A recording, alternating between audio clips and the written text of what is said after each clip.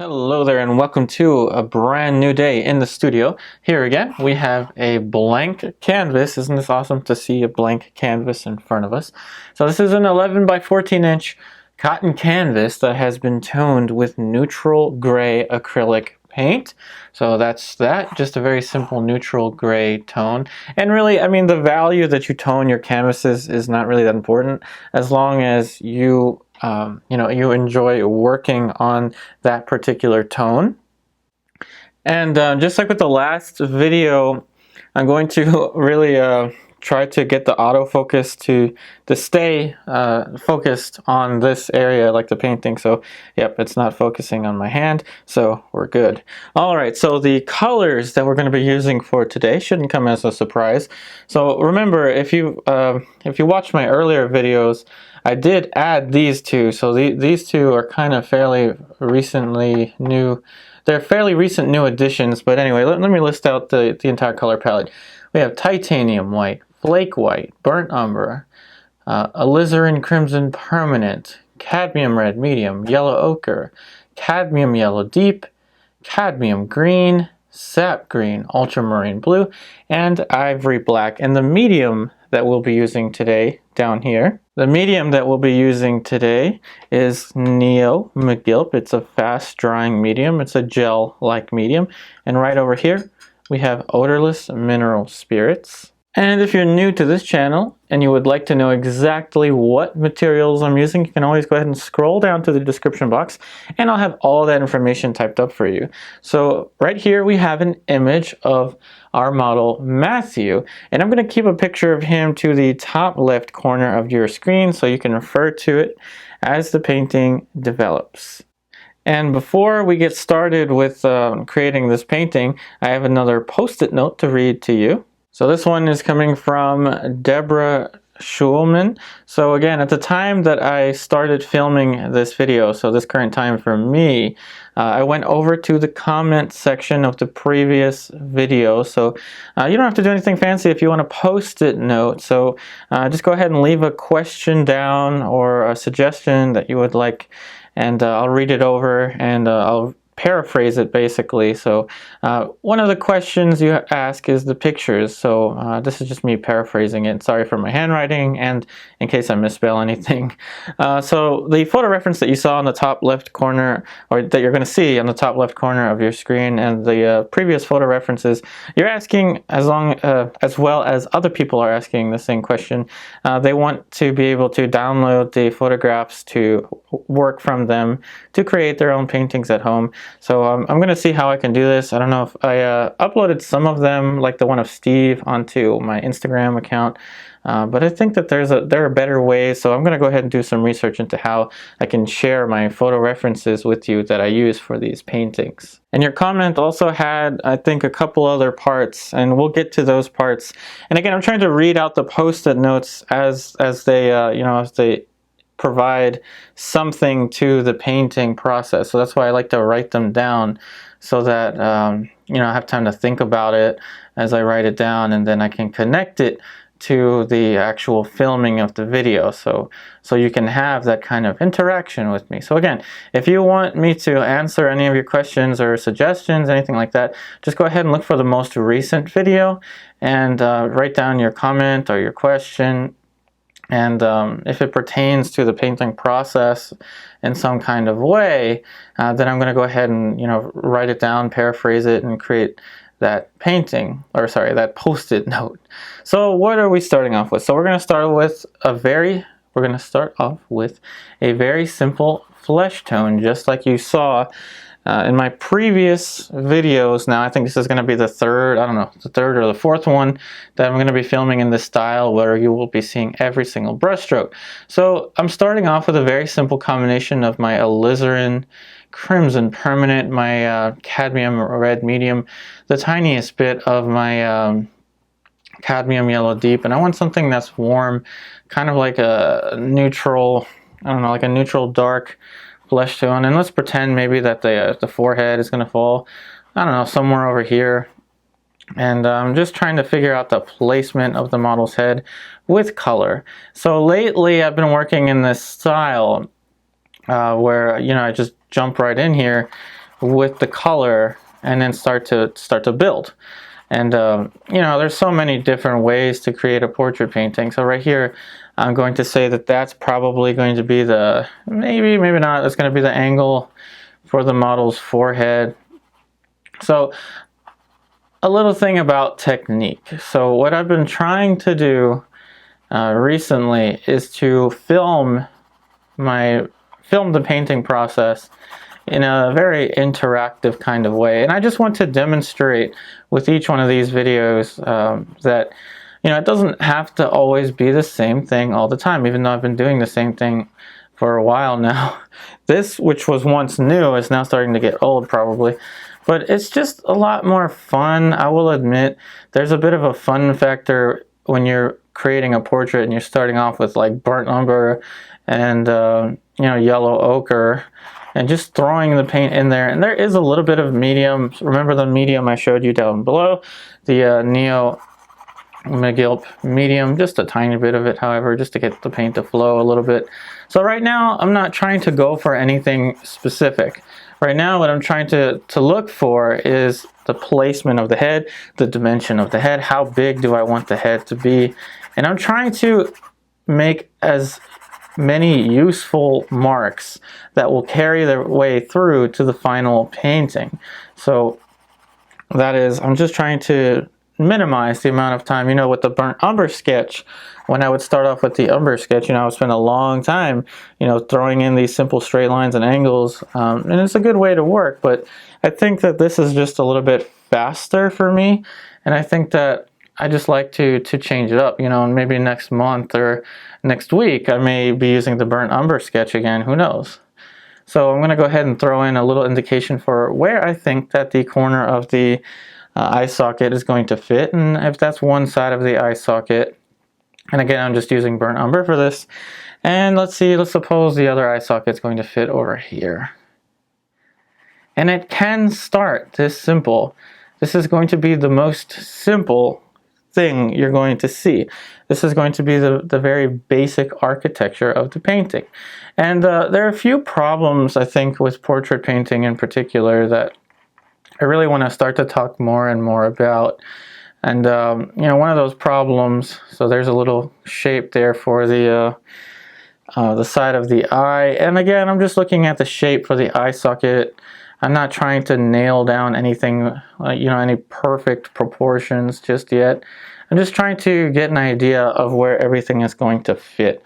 So for instance, you know, the corner of the concavity of the eye socket to the nose, you know, it's very, very specific, but right now I'm just going to keep it just like that, as a very simple brush stroke. And I'm not really going to think about the mouth or anything, any small minutia just yet. I'm just looking for basic shape. So now the zygomatic bone, so the cheekbone is going to fit somewhere over there.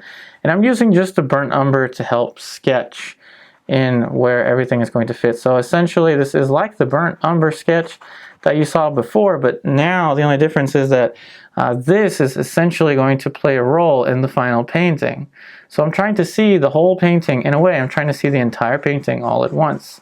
And I'm still using the same brush, so I'm using a little bit of burnt umber and sap green, and I'm just going to go right for a very simple dark flesh tone. I'm going for the final, not the final, but I'm going for the shape right now. So very simply there, I'm going to start to sketch in the shadow shape.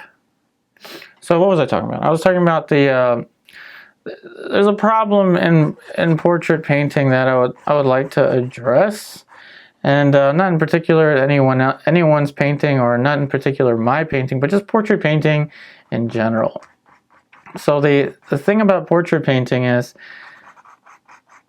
it walks a fine line. We walk a fine line between trying to get an exacting image and trying to create visual poetry. And there's a balance between, you know, trying to get the perfect, you know, suppose that I wanted to perfectly nail down where the bottom of the chin goes, and I want to get the exact same shape of the mandible.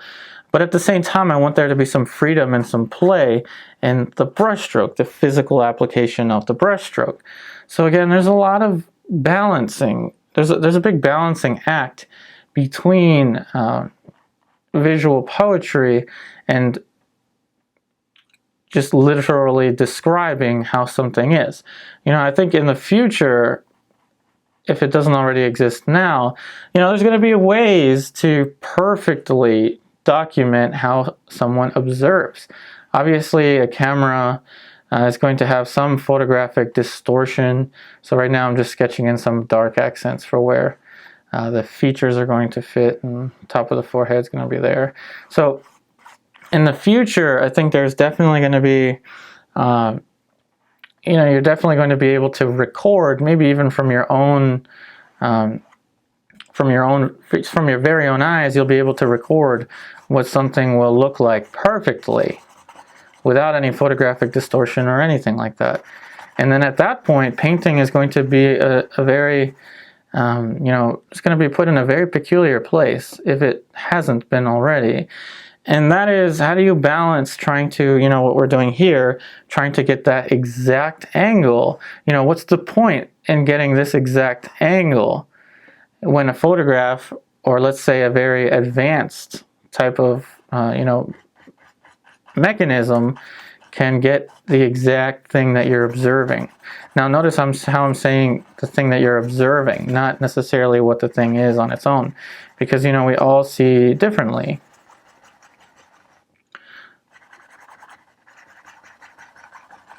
So again, I'm just trying to get a very basic shape for the head, so not to get too distracted from the painting. My fear with the start already right now is the head being pushed too far that way. And so I'll tell you what, I want to show you that it's not really, you know, you don't have to be locked into anything. And I'm going to show you some very simple flesh tones. So again, I'm going to use my reds, and in particular, I'm going to stick with the Alizarin Crimson Permanent Sap Green. So Alizarin Crimson Permanent is just it's a little bit warmer and a little bit deeper of a color for this purpose than the Cadmium Red Medium and the Burnt Umber. Okay, so I'm gonna have to make the decision in my mind if I'm going to want to move the face further to the left. And so I don't have too much specificity into the painting just yet. So you know what, I'm going to go ahead and just do that. And again, this all pertains to being bold, fearless, having a fearless start. So, you know, how much do I want to move the face? So maybe I want to move it like an inch or whatever. So just going to go ahead right into this shape here and just move it. And that's all. Just trying to move it to where I want it to be. And if the center of the canvas is here, I really don't want the face to be that far over, because it would be kind of uncomfortable for me. So again, just moving that entire shape over. And this is the kind of freedom that I want you to have. I want you to have this kind of freedom. So that, you know, with oil paint is very negotiable. It allows you to do things like this because it stays wet for a very long time, so you can move things like that. So now I'm going to go back into the Burnt Umber and show you how very easily we can just, you know, move stuff. So there it is. So there's the corner of the eye socket. I'm trying to get the tilt, or the turn. I don't really think there's much of a tilt. So again, you know, it's been 10 minutes and we've basically just have the you know, the large area that we're going to work in mapped out, and we have now the composition, so the composition that we want. So even though there's not really that much, you know, nuance to the painting yet, we now have something that's very, very useful for the development of a portrait. So now what I'm going to do is I'm going to mix up a very simple gradation of flesh tone. So I'm going to use, again, the reds, and in particular, the Alizarin Crimson Permanent and the Burnt Umber. A little bit of the Cadmium Yellow Deep, so the Titanium White. So this is going to be probably my lightest area, right up there. And then it's going to gradually get darker, and I'm going to add the burnt umber and the alizarin crimson permanent, and then the sap green. Every situation is different. You know, everyone has different local flesh tones and things like that. So what this is a basic approximation, and what I want is to have, the values understood on my palette. It's really important to me to have a strong understanding of, you know, where each particular plane is going to lie in terms of the relative value. And so that's going to be it for the basic flesh tones. You know, nothing too elaborate there. So how about we start off with the forehead. So I'm going to use a smaller brush, and by smaller brush I just mean very small change. This is a size 4. I think it used to be it is a filbert. It's a size 4 filbert bristle brush. So a little bit of light right there. And right away I just want to go for, you know, the color and the value right away. And right now I'm working with bristle brushes. So in particular I'm going to use the Alizarin Crimson Permanent again. And very soon now we're going to transition into you know, another post-it note, actually from the same person that wrote the previous comment. So I'm seeing now as I start to put in this plane, so I'm just going to go right into this value. I don't know, I just want something that's warmer or darker. There. So I'm going to want to move that shape up a little bit. And I'm looking at shape and keeping this very simple, and it's pretty much all about shape right now. So I'm going to want to have a designated halftone brush, a designated shadow brush, and I'm still working with bristles. But I have another posted, or the same person has asked the question, you know, why do I use synthetics? And so right now, for these purposes, I do not want to use synthetics, not yet, but I'll get into that when the time comes to talk about that post-it note. So right now I'm experiencing a little bit of a difficulty because this brush, that bristle brush, is just kind of shoveling paint, and not in a good way, so I think that brush is just kind of dying. So now we have a larger brush here, and this is going to be, it's probably too large for this task, but you know, well, I think it'll work fine. So this is going to be our designated shadow brush. And I'm going to go for the most emphatic dark kind of quickly. So right around here, the concavity of the eye socket, a little bit of burnt umber, alizarin crimson permanent. I just want to get that value in there. And this is basically what this is basically how I see the model when my eyes are blurred. So if you wear glasses and you're nearsighted, that's going to be actually a major advantage to you, because this essentially is what I see when my eyes are blurred. And if you don't wear glasses, that's okay. Just, you know, blur your eyes. You'll be able to see what I'm seeing. And so, again, I want to talk about the problem, and the major problem, I think, one of the major problems in portrait painting. And I guess one of the things that probably deters people from painting portrait. So let's go ahead and switch back to this brush here, because I do want a halftone brush, and I want to put in some halftones right away. So there we go, that's a very subtle gradation right there. And we're working with plane. It's going to look very strange, and now we're going to start to enter into our first awkward stage, and that's one of the major tasks, one of the major issues involved in portrait painting is the awkward stage. Now, the awkward stage in particular is something that happens, and it's natural. It's something that happens in portrait painting, and it's something that deters people, I think, and it shouldn't. But let's talk about it. So the awkward stage in particular in a portrait painting, you're witnessing it right now. It's when you start to put in more information, so new information onto an unfinished face. Now, a way to avoid the awkward stage, is to, how do I put it? The way that I painted Matthew before, I used the classical approach, where I did an underpainting and I spent a long time, and just basically monochrome before going into flesh tone, and that's a much safer way to work. But as a consequence, when you use an underpainting, I'm not saying I'm never going to use an underpainting, because I do use underpaintings, but as a consequence, it sometimes isn't as much fun. And I think that again alludes to one of the other problems with portrait painting. And one of those problems is that, if you labor too much on the, the perfect accuracy, if you labor yourself too much, to get the exact image that you're presented with in front of you, it isn't as much fun. And any portrait artist will tell you that. They'll tell you, I'd spent a long time getting the accuracy. The accuracy is there, but I don't know, it's just not as much fun.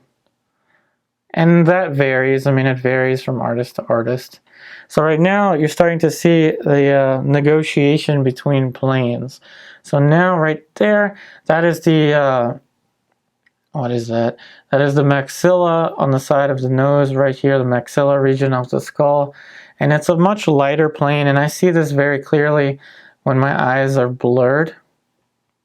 So we're going to be working from general to specific, just like a sculptor would be working with just a large block of clay.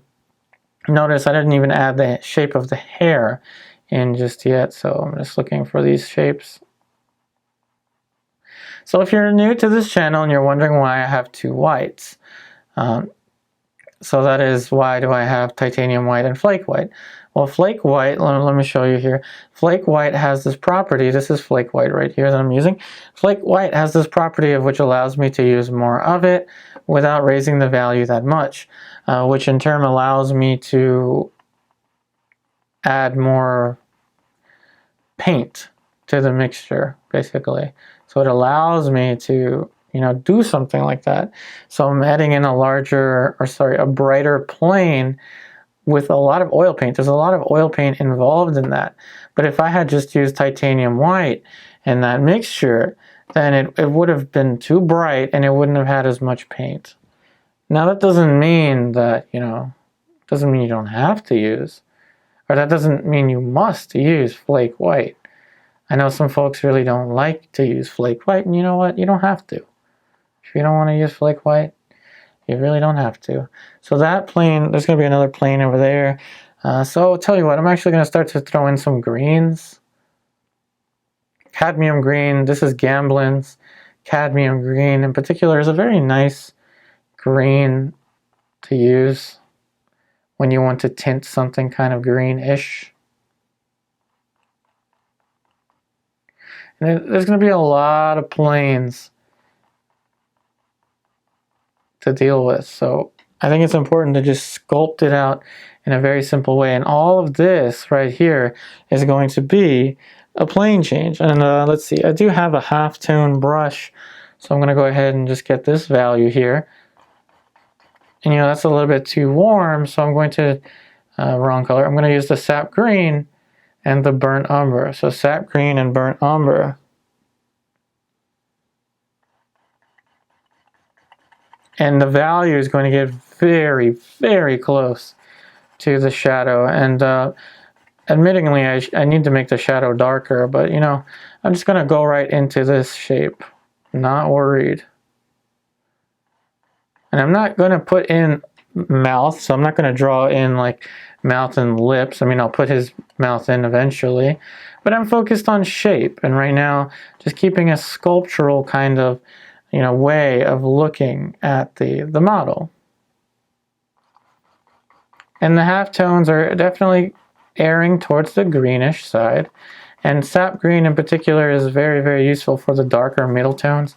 And cadmium green is in particular very useful for the lighter middle tones.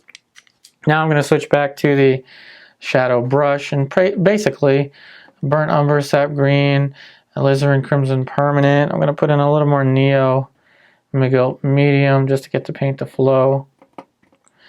Now the photograph is a little contrasty, and that's okay. You know, in nature it probably wouldn't be as contrasted. And by the way, I'm going to relate the corner side of the eye to the ear. Even the glasses actually is helping us out. So the ear is a little further down, so probably somewhere around there. But I'm not too worried about the ear just yet. I'll put the ear in, don't worry.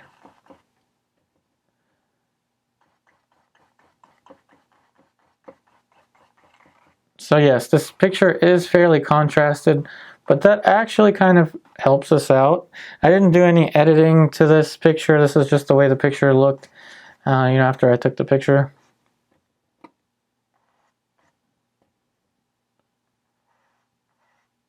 And I'm just trying to look at this very simple structure, very simple shape. And how much clearance do I have from here to here? So I'm just looking at all of these shapes, and everything is one unified structure. And so let's just play around with the flesh tones a little bit more. So we have the alizarin crimson permanent and the cadmium yellow deep. And let's just try to make something that's pretty bright. There we go. So in a way, when we're working in this style, it does allow us quite a bit of freedom in terms of color, because we're able to just use color on its own to move the shapes. And admittingly, I do believe that you can create a much more realistic, if that's what you're after, you can create a much more realistic image using the classical approach. But it all really comes down to your own style and your own preference. And I don't want to maintain, or I don't want to continue to make videos that are just step 1, umber sketch. Step 2, fill in large planes. Step 3, render small planes. Because that just kind of gets boring after a while. And I'm being very honest with you, okay? This is just fun. Like, it's more fun to just go in. Sometimes you don't even know what's going to happen with this shape here, but you know that its value has to be somewhere in between, this and this. And you just go with it.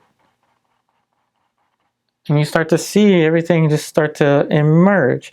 You start to see an image begin to emerge. And there's a lot of freedom when you work in this way. And it's important, I think it's very, very important that whatever process you use, you enjoy. I'm not saying that I don't enjoy the classical approach. I'm just saying that it's important that you enjoy just the act of applying the oil paint. Now I'm going to look for the, again, that dark accent that I keep putting in and I keep kind of obliterating. So right there, the concavity of the eye socket. And we're using a larger brush perhaps than we need for the task, which is actually kind of a good thing at this point. So now with the middle tone brush, we're going to start to get into some kind of intermediate values now, such as this one right here. And see how we're going to start to work our way towards the features, and let the likeness come to you. Don't dwell too much on likeness. When you're working with simple shape, when you're working with mass, and again, all of this is mass, just blobs of paint, essentially.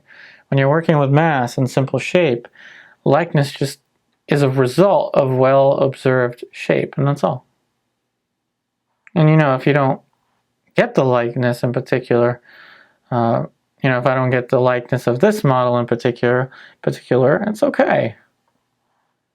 It's actually okay if you don't get a perfect likeness of the model. And that's another one of the problems that arises in portraiture in particular.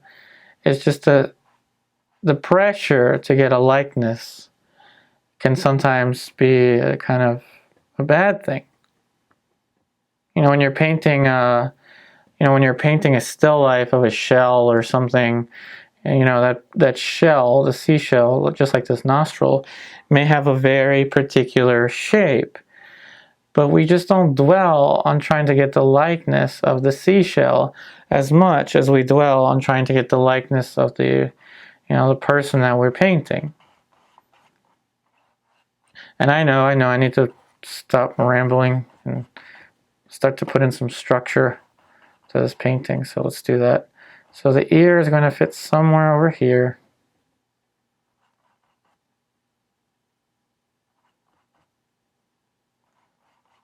So I'll tell you what, now at this stage I can either go into the hair, or I can start to just put in more information for the eyes and the nose and stuff. And I don't know, let's just get into the hair. So the black and white and some flesh tone, just very simple, just like we would be mixing up the sclera. See that? We're just going right in for shape.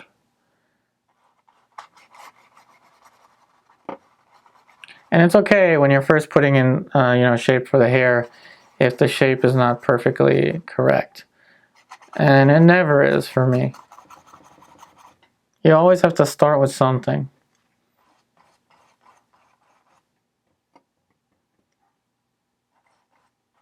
And again, I'm focused on shape. Basically the simple silhouette of the model's head. You know, in a way, I can just go right in and just edit. So that's one very nice thing about this approach, the alla prima approach. It's just you can go right in and edit. It allows you a lot of freedom. It really does. So again, I'm going to throw in another little simple dark shape here for the mandible. So I'm trying to get the angle for the mandible right here. And right away, I'm just going to continue to get the value that I want. It does get much darker over here. And see how you can almost see where this is going to go from here, because you can see, you know, the attention to shape. You know, if you're new to painting, if you're new to portrait painting, and you're wondering how on earth can you lose the fear of, the fear of starting without outlines or anything like that, my answer to you would be to just do it. Obviously, I think it's important to, practice drawing. So I'm going to go ahead and just throw in a darker, warmer touch to this shadow. So again, it's important to draw, to practice drawing, and in particular with charcoal, especially if you want to work in this style. Charcoal lends itself very nicely to this way of working. But in any case, I'm just trying to look at this very basic shape, relating this shape to this shape, because I know there's much more of this shape than this shape. Just in terms of real estate, there's much more stuff over here. And again, I apologize for all my rambling. I know I talk a lot, but I am trying to show you every single brush stroke involved in this painting. And oil painting, in particular portrait painting, is just something that takes a long time. It takes hours. And I want to present all of that to you. So now the next thing I'm going to do is I'm going to start to put in the background tone, and then maybe some accents here for the for the collar and stuff. And I'm going to get into all of the smaller features afterwards. Right now it's just big shape and composition. So I'll tell you what, I need a larger brush. Okay, here we go. I have another brush here, and the background color, I'm going to use a little bit more of my Neo Megilp. So I'm going to have to make a decision here. And I had a question and a post-it note in the last one, the last portrait we did, about the background color and how to choose the background color. In particular, I think it's important that the background color contrasts both in value and color. It doesn't always have to be that way. It just depends on your composition. So a little bit of a neutral dark blue. So we're using ultramarine blue and ivory black. And there we go. In particular, this background that we're observing in the photo reference is good, actually. It's actually a good color to use for the background. Usually that's not the case. You know, like in the last one, I had to edit that background. So a little bit more ultramarine blue, ivory black, Neo Megilp. And in a way, we can use this to look at the contour so that, you know, that shape curves in. I may have to focus a little bit here. So when I'm in deep focus, I tend not to speak. So let's see.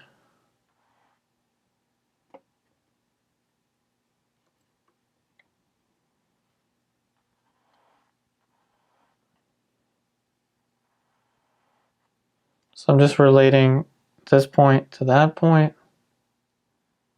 Looks about good. This is actually going to stick out a little bit more, and the value is just going to get darker. I see it, I perceive it. It's a little bit darker.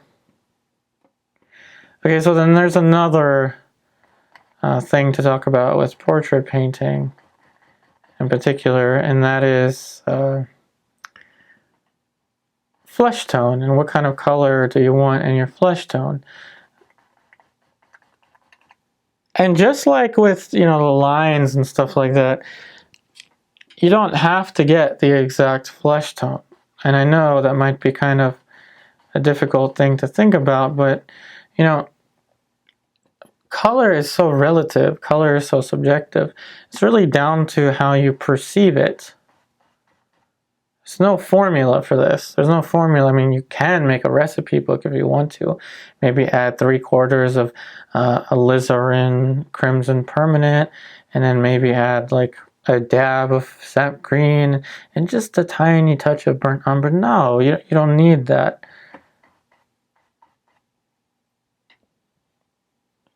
The way you perceive the shapes is how you want to start painting in the shapes. It's that simple. I'm gonna push this dark down here. All right, so basically I thought that needed to get a little bit darker before I go in with the background brush, because I want to get this silhouette, I want to get this outside contour right away. I have a feeling that this painting is going to be a long process.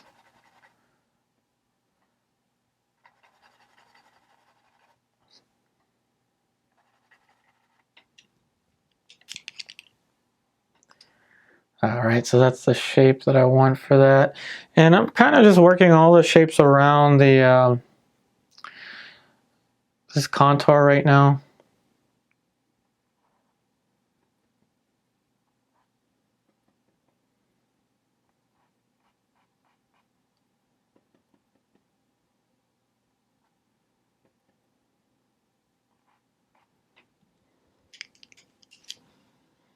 Alright, so now a very peculiar angle. This is the angle for the forehead. I'm going to try not to block the shot with my hand. Now this angle is a very peculiar angle. Now it's not super straight, so I may even have it too rounded or too angled, but I think it's fairly close.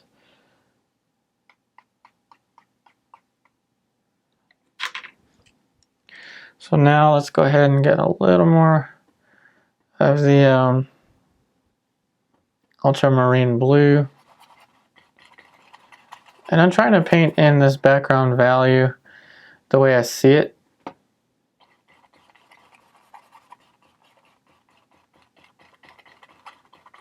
So now even the hair is going to have, you know, some more specificity to it. So let's just get, I don't know, whichever. Let's get this brush here. I think this was the shadow brush, which I'm kind of spoiling by putting titanium white into it, but oh. So we're putting in these light shapes for the hair right away. And again, there's going to be some areas around here that are receiving quite a bit of light. And I'm painting this how I see it. You know, I keep saying the same kind of thing over and over again, but I'm painting it how I see it with my eyes blurred. That's the key.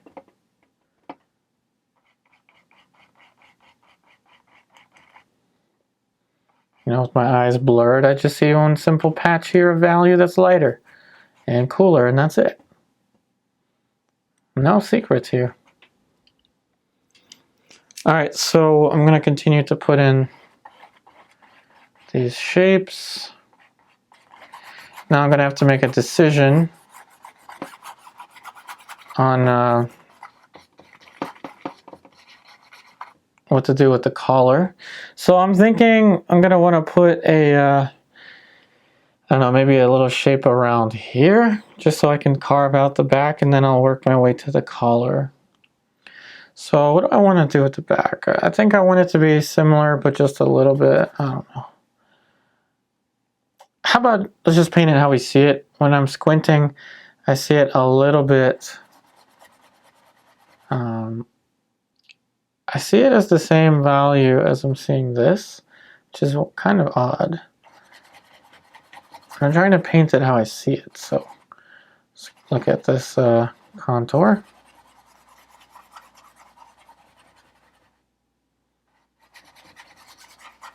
Yeah, I think it needs to, even still, it can get a little darker.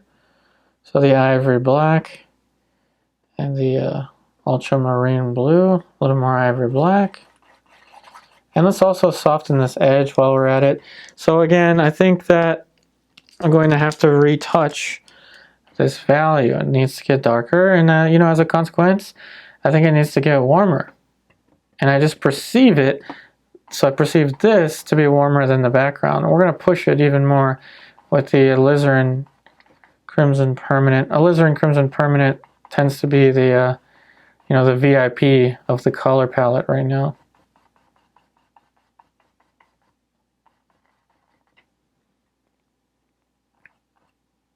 VIP. MVP.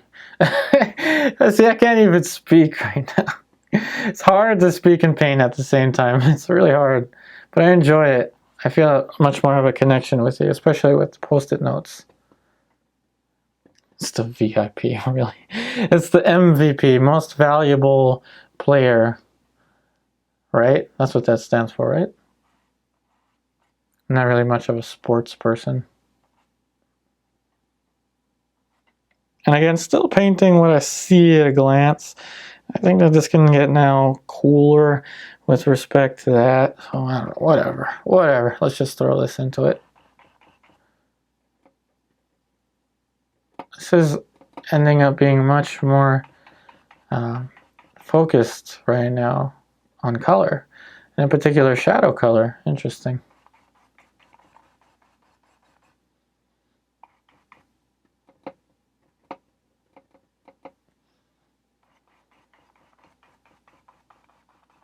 And again, I'm still using bristles. Not a glimpse of synthetics yet.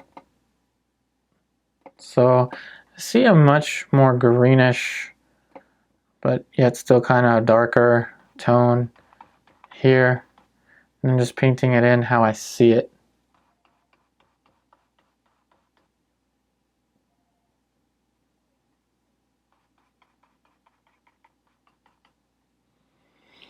And now, let's see if I can go back to the shadow brush. Oh, no, no, no. Okay. So I think that I need a little bit more. Either I have to move the chin up, or I need to move the head back. I think it's the chin. So now I'm going to start to put in some information for the collar. So just titanium white, ultramarine blue, a little bit of neo Megilp medium,